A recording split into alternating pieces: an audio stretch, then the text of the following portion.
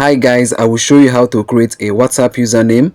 WhatsApp username lets you to connect with people without sharing your phone number, giving you more privacy and control over who can contact you. So in this video, I will show you how you can simply create a WhatsApp username. Just make sure you hang on to the end of this video to get it all. So now the first step you have to take is to open up your WhatsApp. So let me tap on it to open it up. So after opening up your WhatsApp account, the next step you have to take is to tap on the three dots at the top right corner. So let me tap on it. Then you have to tap on settings. You can see down there. So let me tap on settings.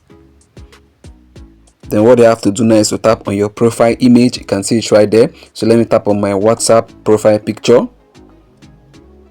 Then what you have to do now is to tap on where you can see username. So let me tap on it.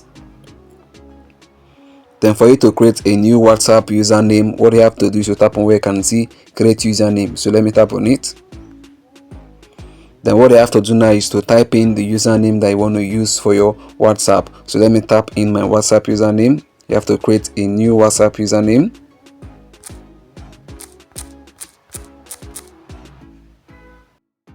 You can see right there it says this username is available. So what I have to do now is to tap on save. Let me tap on save.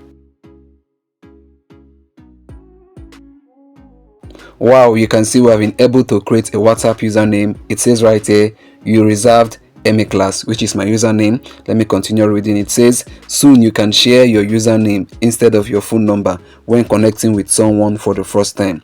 We will let you know when your username is ready to use. So guys, what I have to do now is to tap on done. Let me tap on it.